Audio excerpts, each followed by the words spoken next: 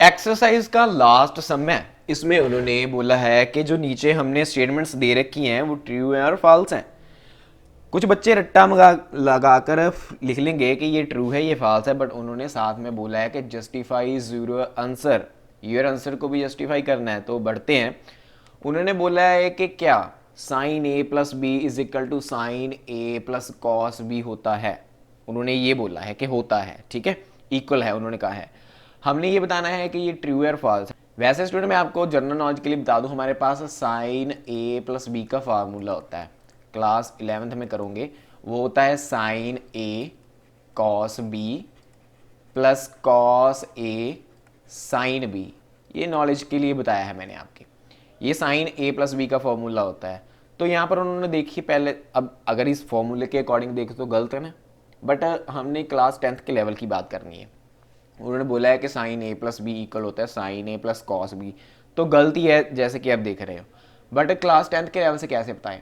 मान लो मैं ए को जो मैं है वो 60 डिग्री लेता हूँ, ठीक है, और बी को मैं जो है वो 30 डिग्री लेता हूँ। आप कुछ भी ले लो जो हमारे टेबल हैं, 0 डिग्री, 45 डिग्री, 30 डिग्री, 60 डिग्री, 90, कोई भी ले लो।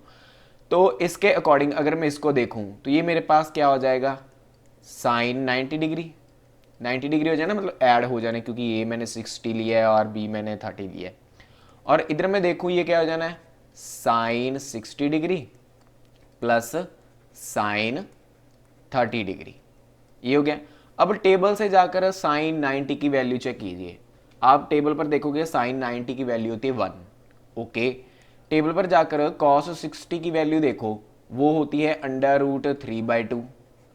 ऐसे ही आप साइन 30 की वैल्यू चेक कीजिए, वो होती है 1/2। तो क्या ये इक्वल है? नहीं ना, इक्वल इक्वल नहीं है। जब आप एलसीएम करोगे तो इक्वल नहीं होने वाला। तो मतलब कि ये स्टेटमेंट क्या है, वो गलत है। तो लिखेंगे फॉल्स। हो गया बात क्लियर में? चलो सेकंड पर बढ़ते हैं। उन्होंने बोला the value of sine theta increases as theta increases.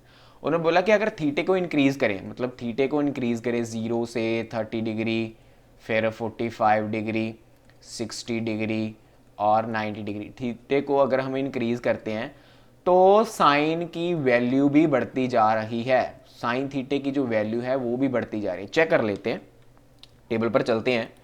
देख रहे हैं साइन 0 पे 0 होता है, ओके। साइन 30 डिग्री पे 1/2 होता है, बड़ा है। 45 पे 1/√2 होता है, ये भी बड़ा है। साइन 60 डिग्री पर √3/2 होता है, ये भी बड़ा है। और साइन 90 डिग्री पर 1 होता है, ये भी बड़ा है। तो मतलब हमें पता चल गया भी हाँ यस होता है, पर हमने शो कैसे करना है ये देखो। अब हमें मालूम है कि साइन 30 पर जो उसकी वैल्यू है वो कितनी होती है, 1/2 होती है। जब आप डिवाइड करोगे ये बनेगा 0.5। साइन 45 पर इसकी जो वैल्यू है वो होती है 1/√2। जब आप डिवाइड करोगे तो आपके पास आएगा 0.7। बड़ा है ना, चल रहा है। साइन 60 डिग्री पर जो इसकी वैल्यू है वो होती है √3/2। जब आप इसको डिवाइड करोगे तो वो आएगा 0.87। तो क्या हो रहा है, इंक्रीज हो रहा है। क्या हो रहा है, इंक्रीज हो रहा है। तो इसका मतलब yes it is true, okay. अब थर्ड की बात करते हैं। उन्होंने बोला है the value of theta cos theta increases as theta increases. Theta वही, थीटा क्या है, 0 डिग्री, 30 डिग्री, 45 डिग्री, 60 डिग्री और 90 डिग्री। कॉस पे चेक करना है कि जैसे जैसे थीटा इंक्रीज हो रहा है कॉस की वैल्यू भी इंक्रीज हो रही है।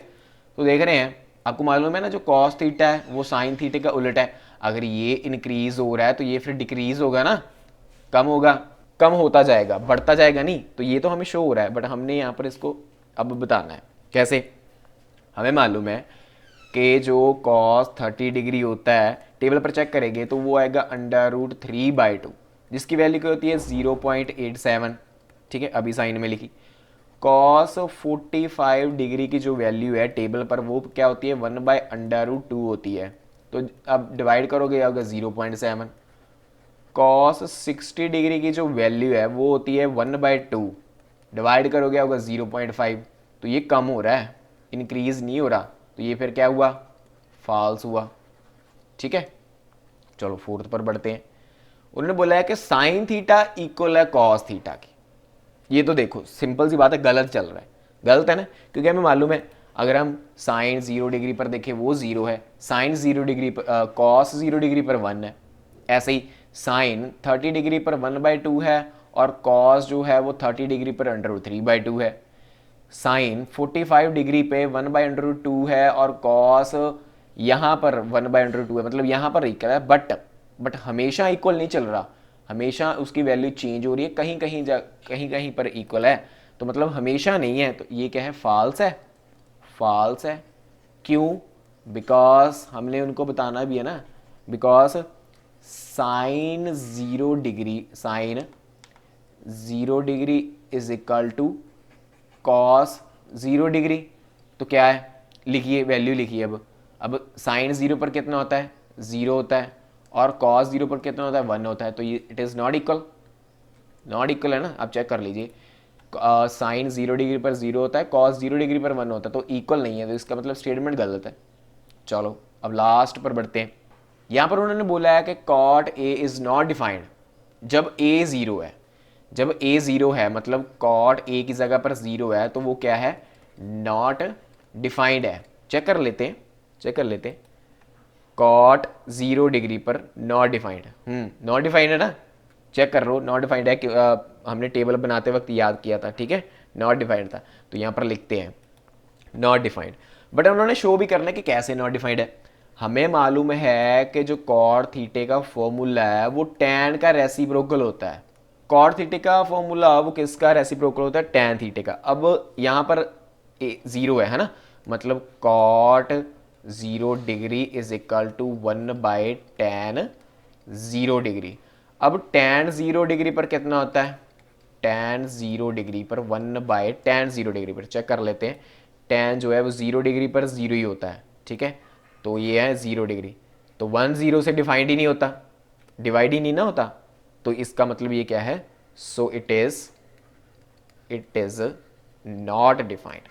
सम और एक्सरसाइज दोनों ही कंप्लीट हुए हैं। स्टूडेंट, जिन स्टूडेंट को ये एक्सरसाइज मेरे थ्रू समझ में आई है तो वीडियो को लाइक और कमेंट में अपना फीडबैक ज़रूर दीजिएगा। Thank you so much.